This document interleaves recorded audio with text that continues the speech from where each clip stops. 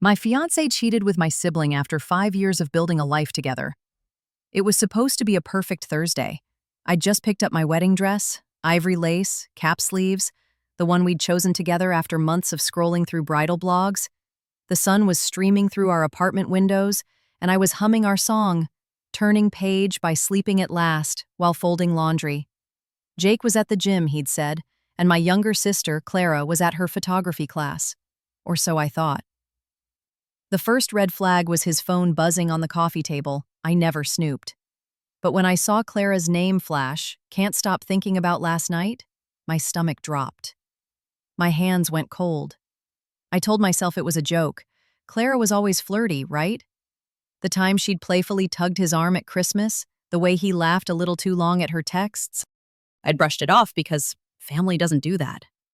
But then I noticed his hoodie smelled like her coconut vanilla perfume. He blamed it on crowded subway rides. When I asked why he'd started working late, he said, "Weddings are expensive, babe. Gotta hustle." I wanted to believe him. We'd been planning this life since college. The tiny downtown apartment, the rescue dog we'd adopt someday, the 2 kids and a porch swing. 5 years of inside jokes and shared bills and "I'll always choose you" promises. The betrayal didn't crack, it exploded. 2 weeks before the wedding, I came home early from a final dress fitting. Their laughter echoed down the hallway. My key stuck in the lock. When I finally pushed open the door, they were on the couch, Clara's head on his chest, his fingers tangled in her hair. The TV was muted. A half-empty bottle of wine sat between them. They froze.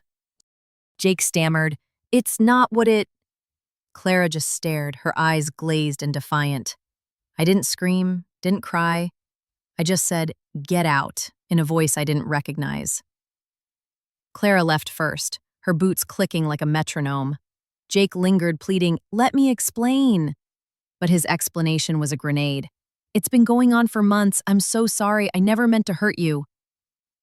I've replayed that moment 1,000 times.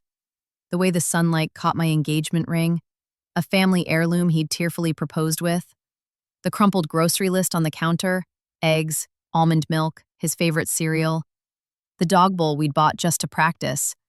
How do you mourn someone who isn't dead? How do you unlove someone who's been your compass? The fallout is a blur. My parents are staying neutral. Clara blames me. "You were never there for him." Jake texts rambling apologies but doesn't deny the affair. I sleep in our bed, which still smells like him, and wake up gasping. I filed for cancellation at the venue, sold my ring to a pawn shop, and drank one too many glasses of wine while Googling, "Can you die of a broken heart?" Last night, I found a sealed envelope in my mailbox. Inside was a Polaroid from our engagement party, Jake kissing my cheek, Clara grinning in the background. On the back, in her loopy handwriting, "You should have seen it coming." I'm typing this from a motel. My stuff is in trash bags. My therapist says I need to reconstruct my narrative, but all I feel is static. Was anything real? Do I even know who I am without them? And why does part of me still want to believe he's the man I fell in love with? TLDR. Caught my fiancé and sister in an affair weeks before our wedding. Now I'm homeless, haunted, and questioning every memory.